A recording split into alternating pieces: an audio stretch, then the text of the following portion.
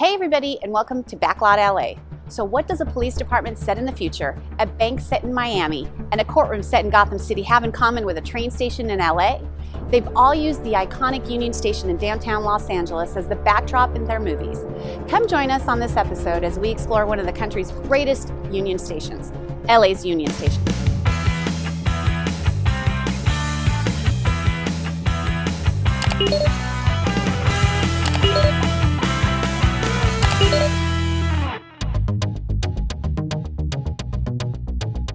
Los Angeles, in the not-so-distant future.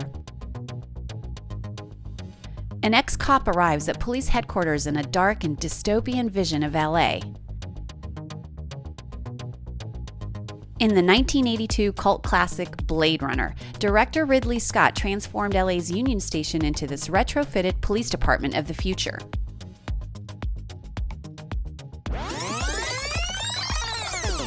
The Blade Runner production team converted Union Station's former ticketing concourse, with its 62-foot high ceilings and Art Deco walls and fixtures, into a dark and dystopian police station that a young Harrison Ford walks into.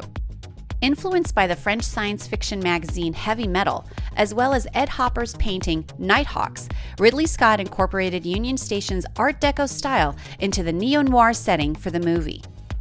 To really understand Union Station's film history, we travel back 77 years when it first opened its doors in May 1939 to a lavish grand opening.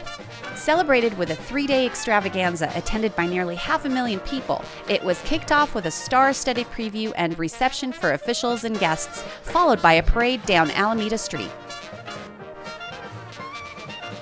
Originally known as the Los Angeles Union Passenger Terminal, it was intended to consolidate the services of the Southern Pacific, Union Pacific, and Santa Fe railroads into one modern facility. As LA's population grew, passenger service was provided by all these railroads, in addition to the famed Super Chief luxury train, which carried Hollywood celebrities and others to Chicago and the East Coast. Within just a few years of opening and during World War II, Los Angeles Union Station transformed into a buzzing 24-hour, 7-day-a-week facility. During the war, tens of thousands of servicemen came through the terminal. In the 2001 film Pearl Harbor, Union Station actually depicted a scene in which servicemen enter a train station on their way to war. In this scene, Ben Affleck's character decides to volunteer early on to join the air war in England, as he catches a train from what is supposedly a New York train station. All aboard! Track 57! Union Station wartime activity also included the famous Hollywood Victory Caravan of 1942. In a 3-week railroad journey which brought celebrities and performers across the U.S. to raise money for war bonds, travelers were able to see entertainers like Bing Crosby, Bob Hope, the Marx Brothers, and Humphrey Bogart, to name a few. Following World War II, and as air and automobile travel became vogue, rail support slowly declined. After the war, as part of an expansion and modernization effort, this former ticketing concourse was relocated, leaving it as an active film set among other things. In Steven Spielberg's 2002 film Catch Me If You Can, the production company converted these former ticketing counters into bank teller booths. In this scene, Leonardo DiCaprio strides into what's supposed to be a 1960s Miami bank, using his charm and good looks to cash a bogus check. Welcome, Miami Mutual Bank. How may I help you? My name is Frank Taylor. I'm a co-pilot for Pan Am. I'd like to cash this check here, and then I'd like to take you out for a steak dinner. What draws many film productions to Union Station is the splendid architecture that was partially designed by father-son architect duo John and Donald Parkinson.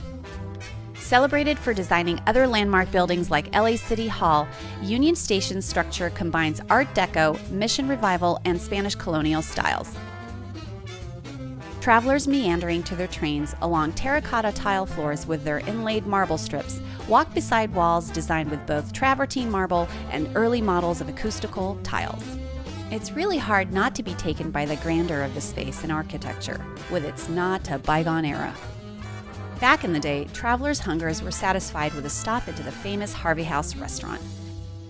Attached to the main building and connected by a courtyard, the now closed station restaurant was designed by the famous Southwestern architect Mary Coulter, who designed many other Harvey houses. She adds modern influences to Spanish and Native American design aesthetics. As evident in the restaurant's floor, it's laid out in a zigzag pattern meant to resemble a Navajo rug rendered in a linoleum floor tile. Although stripped of many interior furnishings, the vast rectangular space, rounded central counter, and streamlined booths remain. Coulter also designed a sleek Art Deco cocktail lounge and can be seen in a few scenes from the 1996 film Star Trek: First Contact.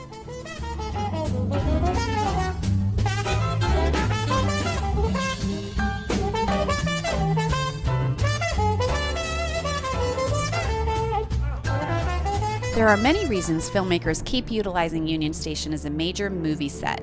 In the case of director Christopher Nolan and his 2012 movie The Dark Knight Rises, it was the Art Deco style and neo-noire setting of Union Station that drew the production here. Coincidentally, these are the same reasons that brought Ridley Scott to film Blade Runner 3 decades earlier. In fact, Christopher Nolan has stated that Blade Runner was one of the films that inspired the production design and style of his Batman trilogy films. Wayne, if you think we're going out onto that ice willingly, you have another thing coming. Death. Death. Looks that way.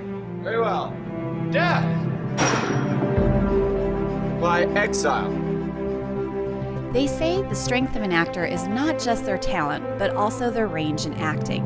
And Union Station is a perfect example of how a historic building in downtown Los Angeles can play so many unique versions of itself. This splendid station is a major transportation hub for Southern California. And while we Angelinos may still have a bad rap for being slaves to our cars, there's been a steady interest in ridership. Currently, there are plans for expansion and revitalization which will allow Union Station to become a premier transportation hub on the West Coast. Join us again as we continue to roam this city uncovering the location sets of some of your favorite TV shows and movies. Until next time, stay curious.